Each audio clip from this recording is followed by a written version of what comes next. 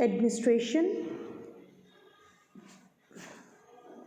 We will now be learning about the governance under Mughal Empire, and the first topic under governance under Mughal Empire is all about administration.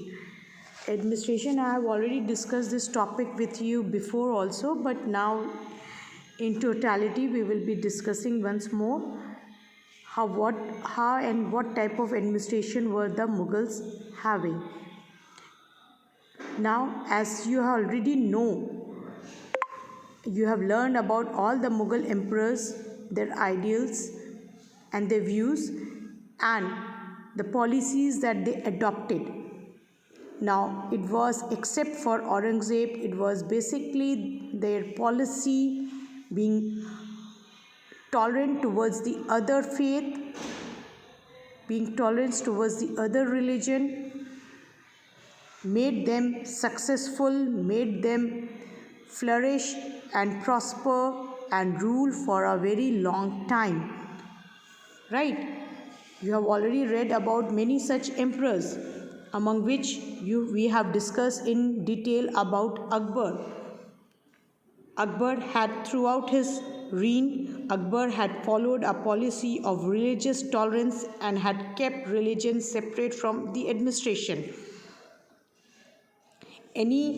For example, any administrative and military administrative as well as military officials under these Mughal emperors were appointed on the basis of merit, not on the basis of religions. And mansabs, as you have also learned about Mansabdari system, so mansabs were given to competent Hindus as well. And there were many close aides of Akbar, such as Todarmal, Birbal, Bhagwan Das, Mansik, who were all Hindus. So we know that many of such, it was not only Akbar but many other Mughal emperors used to have the same policy, and that is the reason why they had been able to unite the country politically, okay, taking everybody together, not having separate views for other faiths, respecting, giving respect to other faith and taking them all, whether it is Hindu, whether it is non-Hindu, taking each and every followers of different religion as the same. Okay, so that was the reason why they were able, also one of the reason why they were able to rule and have a very long reign. Then the Mughals had established a uniform system of administration, and this system of administration was a combination of both Indian and Persian system. Then this administration, the Mughal administration, believed under the supreme authority of the king. That is, the king or the emperor would be the supreme authoritarian person in the whole empire. And the main decisions obviously will be taken by the emperor himself. The Mughal emperors, they had a strong army, efficient ministers who would be helping them in carrying out the administrative duties effectively. For good and effective administration, the empire had been divided into subas or provinces, and these provinces had different governors, different subedars who would be taking care of the administrative duties. Each subedar was assigned a different subas, and those subas were taken care by these subedars. There were other officials also who used to help out in the administrative duties, among which the Diwan was given the duty of collecting land revenue. The Kotwal's duty was to take care of the law and order in the city. So such were the duties of the different officers. Then another important feature of the Mughal administration was the Mansabdari system. Now you have already learned about the Mansabdari system, which Mansabdari system which Akbar had introduced, and this was the one of the most remarkable feature of Akbar's administration. That is the Mansabdari system, and this Mansabdari system we will see was based on rank or position in the official hierarchy, right? And the Mansabdari system had both a military and civil aspect which was attached to it. So we will see the Mansabdars were basically responsible for both civil and military administration. So such was the administrative system of the Mughals. The next topic that we will discuss is about the society and the economic condition during the Mughal Empire. How was the society during the time of the Mughals? Well, the society was divided into two levels. Two levels. The one level belonged to the nobility and the high officials who formed the upper class, whereas the other class was of, or the other level belonged to the people belonging to the lower classes who were involved in the work of agriculture and other lowly jobs, whereas the rich people, the nobility and the high officials who formed the upper level, they lived a life of luxury, whereas as in comparison to the lower class people who had to live a life of who had to live a very miserable life due to the miserable condition that they were living in. They had to face extreme poverty, and because of this extreme poverty and as well as the difference in the caste made their life more miserable. The main source of state income was from the land revenue, and this land revenue was fixed at 1/3 of the total produce. The state land was known as Khalisa. Khalisa was the state land. Trade was well developed as Indian goods were exported to different parts of Asia, Africa, and Europe. Many foreign countries like Portuguese, Dutch, and English were also involved in trading purpose. The Mughal, and for good trading purpose, because of seeing the potentiality in this aspect, we will see the many such Mughal emperors, they used to encourage trade, and for this purpose only they had built many sarais, roads, etc. to provide comfort to the travelers, to the traders. Okay, so we will see that apart from agriculture, we will see another important occupation during the time of the Mughals was the trade, which was quite well developed, and we know that the Indian goods were transported to different countries, both towards the east and the west. Our country was exporting goods, and we will see many foreign countries were also involved in trading with our country. Now, next topic that we will discuss is about the religion. What was the religion? How was it during the time of the Mughal empires? The Mughal emperors followed Islam. Obviously, we will see that during the time of the Mughals, though the majority of the people were Hindus, but the main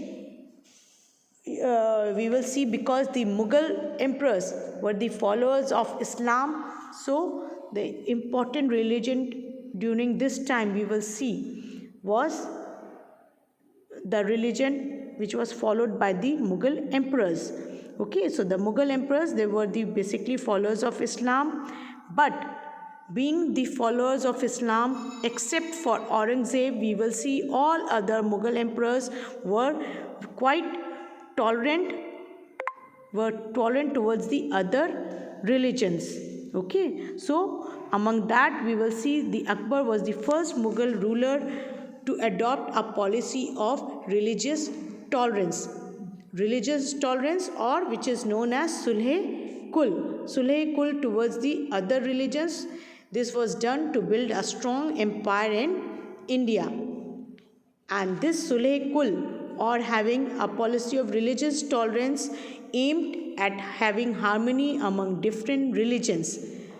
Okay, this policy was basically adopted so that people of different religions will all live together in harmony. When there is harmony, obviously there will be peace in the society, and such society will be flourishing, because all the people will be giving full support to the ruler, to the emperor. Okay, and so that is the reason why we will see, though these Mughal emperors, they were follower of Islam, but they were highly tolerant towards the other religion. Okay, so, and in order to build a strong empire, this policy was a very good policy which was followed by many Mughal emperors.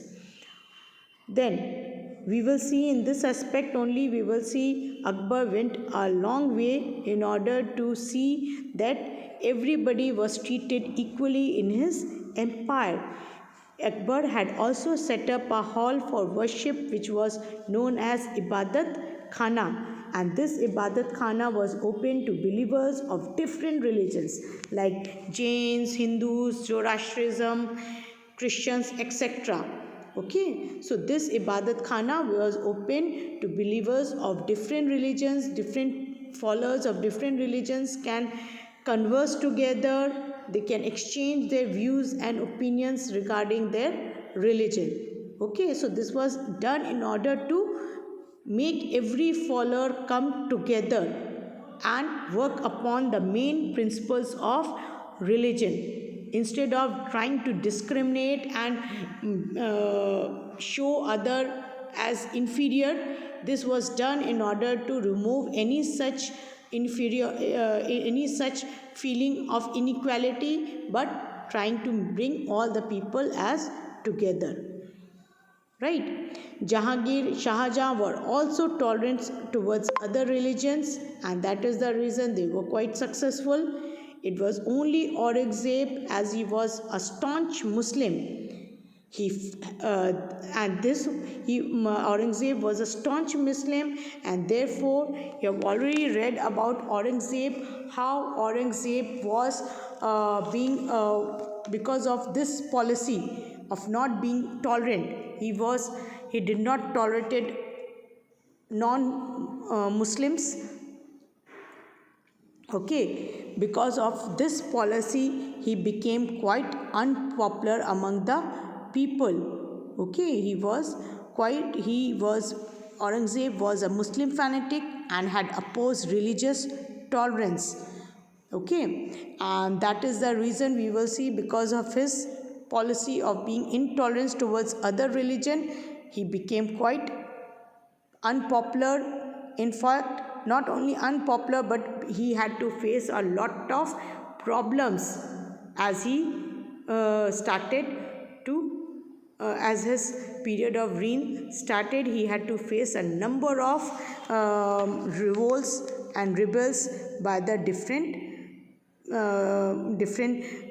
kingdoms, like for instance Rajputs, Sikhs, Marathas. They all became quite against Aurangzeb, whether it was Maratha, Jat, Sikhs. All these, they never allowed Aurangzeb to rest in peace. Okay, so we will see, because of this very reason, we will see slowly and gradually, though Mughal Empire, there were many more Mughal emperors who came after Aurangzeb, but gradually the Mughal Empire started declining after the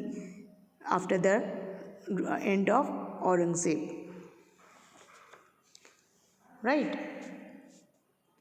So Aurangzeb had made many ways through which he had made the life of the Hindus very difficult. He had forced many Hindus to adopt Islam. Then he had also imposed jizya on Hindus, that is, extra taxes were also put on the Hindus. They had to pay extra taxes also. Then, because of this, the non Muslims had to live a life of difficulty, and this policy of religious intolerance weakened the foundation of the Mughal Empire.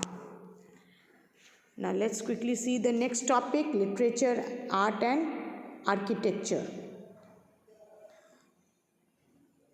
All great works of Sanskrit, whether it is Rajtarangni, Ramayana, Mahabharata, Purans, they were all translated into Arabic. Okay, so all such great work of Sanskrit was all translated into another language, that is Arabic, whether it was Rajtarangni, Ramayana, Mahabharata, the epics, or the Purans. Okay, then history became quite important part of Indian writings. History was being written down and it became very important part of the Indian writings. Babarnama, Akbarnama, N.A. Akbari, all these are the main sources of information of that period, that is Mughal period. Jahangir himself, you have already learned about Jahangir also. He himself was a scholar of Persian language. He wrote Tuzuk-e-Jahangiri. Okay, then Shah Jahan also patronized many such famous writers during that time. So we can say Mughal rule was a golden period not only in literary works, it was a golden period of music also. Is considered a golden period of music because Tansen was the famous jewel of Akbar's court. Poetry was also very popular. It was based on variety of themes, different subjects, and these subjects ranged from royal court to worship. So, during the Mughal time, music also was music had a golden period during the time of the Mughals, as well as writing down of poetry, and the subjects were right from the royal court to the worship. Then Mughals also took keen interest in the architecture, as there are many fine specimens of architectures, many such examples of Mughal architecture which we also witness now. Like for instance, Akbar built the famous Humayun tomb in Delhi, Fatehpur Sikri, Buland Darwaza near Agra, Jahangir also laid down beautiful gardens like Shalimar Bagh. So all these were beautiful pieces of architecture that are there for us to see the glory of the Mughal era. Then even because of this beautiful architecture, the monuments that were built by the many of such Mughal emperors, among which it was basically Shah Jahan who was given the title as Engineer Emperor. Why Engineer Emperor? Because he had also been able to build many famous monuments, many famous structures, architectures, pieces of art and architectures were built during his time. For instance, the Peacock Throne, the Taj Mahal at Agra, which we cannot forget, is the seventh wonder of the world. Then the Red Fort, Jama Masjid in Delhi, as well as there are numerous other works of art and architecture which tell us about the wealth of the Shah Jahan as well as aesthetic sense, and that is the reason why Shah Jahan was known as an engineer king. Okay, so many such emperors were also regarded in this manner because they had taken keen interest in almost different fields. Then Shah Jahan was also known as a good calligraphist, right? This we have already learned. Now moving ahead with our architecture.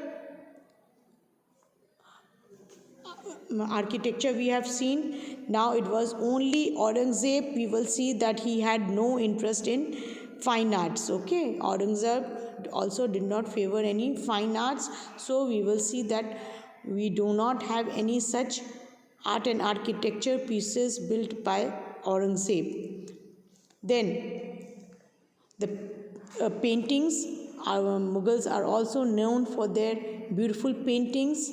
The paintings of the Mughal period were a synthesis of Indian as well as Persian school of art. Synthesis means a fine blend of both Indian and Persian.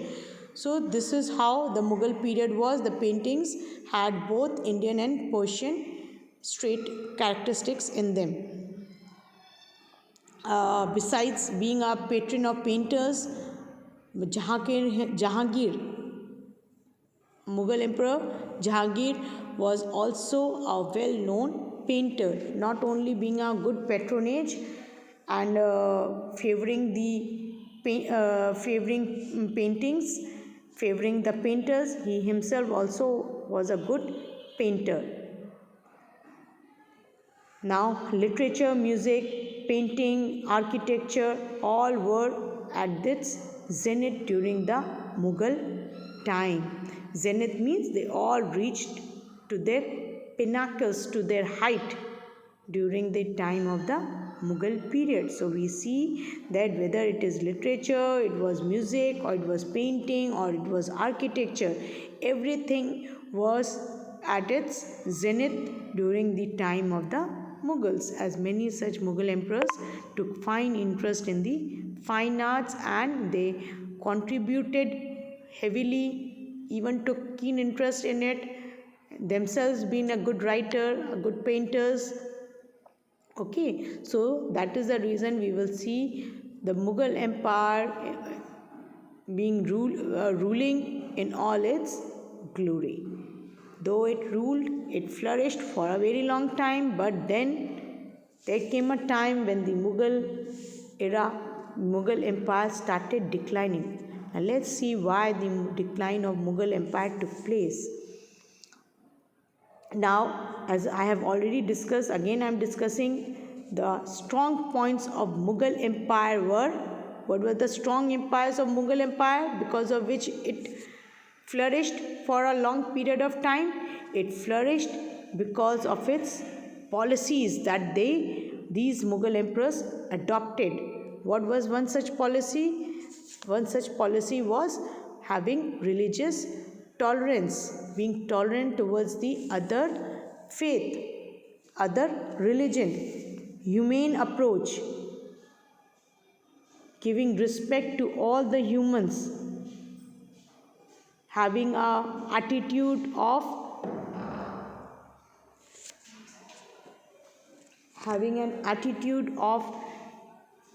taking everybody together.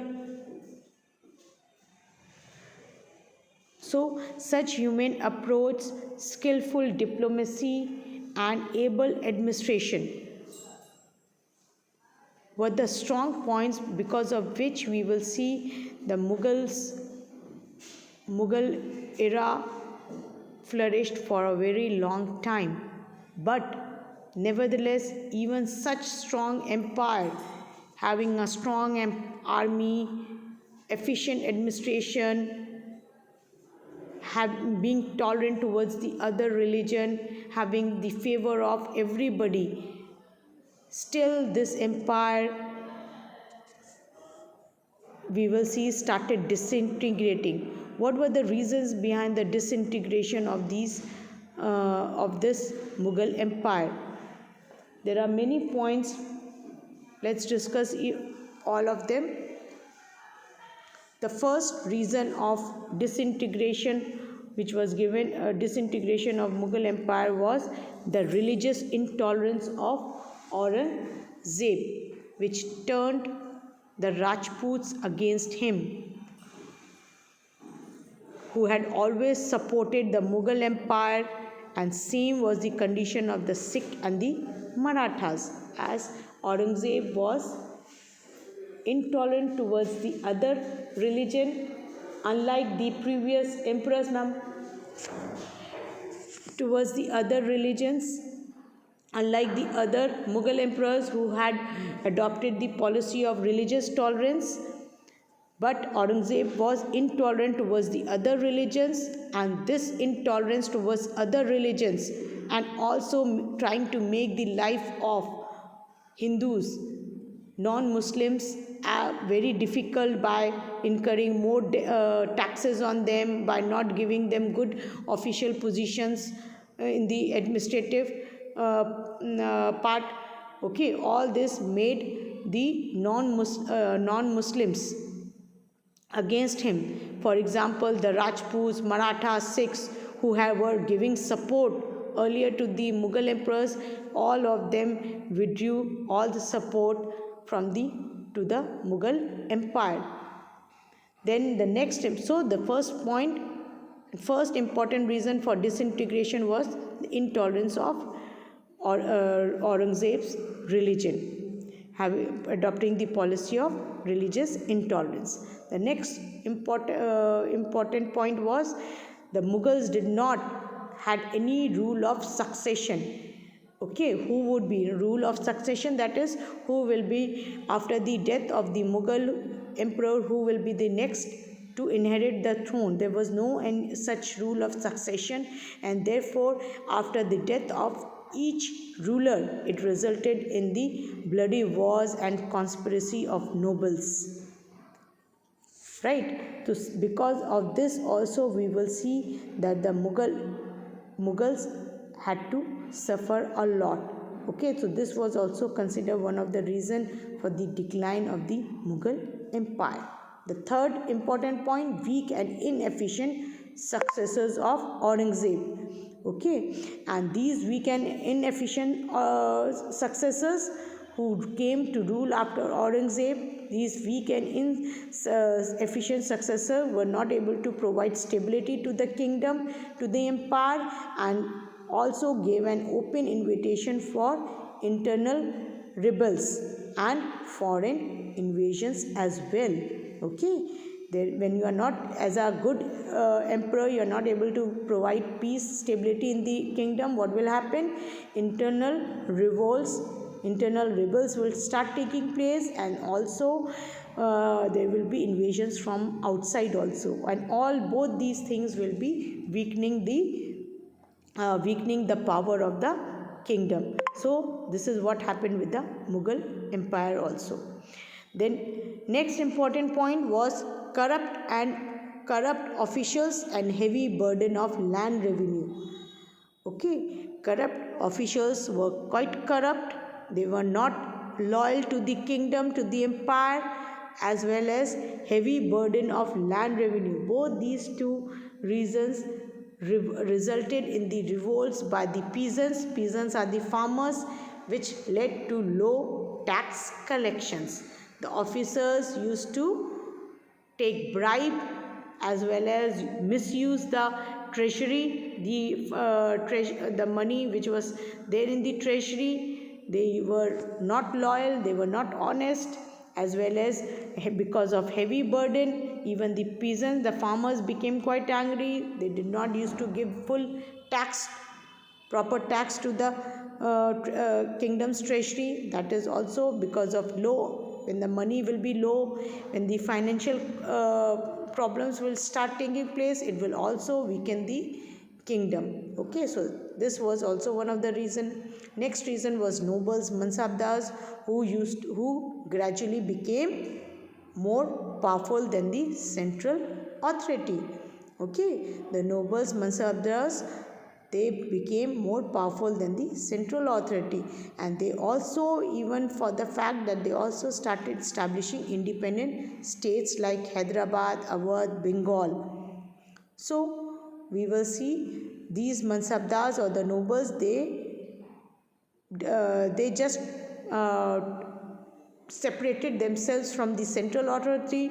They did not consider, they did not wanted to be ruled by the central authority. They separated themselves and became the rulers of the states, of which they were earlier in charge as the subedars. Okay, many of these mansabdars or the nobles had been given the in charge of the different states. But what happened later on, they separated themselves from the power of the central authority, became ruler of the states. So therefore these such independent states came up like Hyderabad, Awadh and Bengal. Then we will see the Europeans were the rising power in the world at during that time. Europeans, the rising power, okay. And so gradually these Europeans, they took over the internal administration, trade and territories of the Mughal Empire to strengthen their rule. Okay, so we will see gradually what happened. The Europeans who were the rising power, what happened? They slowly and gradually they took over the control of the internal administration as well as trade and territories of Mughal Empire, and therefore were able to strengthen their rule over our country, India. Then another reason because of which we can say Mughal Empire started disintegrating was for the fact that Aurangzeb remained in south for almost 20 long years, and this 20 long years gave an opportunity to governors to establish independent states. Okay, independent states, because of the fact that Aurangzeb had shifted towards the south, he remained there for 20 long years, because of which the other states started declaring themselves independent. The Subedars who were in charge of these states, they declared themselves as independent. Some of the rulers, they declared openly. Some of the rulers, they did not declare themselves openly, but later on they were independent, but they did not express their independence openly. Okay, this chapter you will be learning in the next. So there were many such independent rulers which came up. With this, I end my chapter. Hope the governance under Mughal rule is clear to you all, as well as the reasons behind the decline of Mughal Empire. This much is all clear to you. Go through the keywords which is given. You will be writing down the keywords neatly in your fair copy.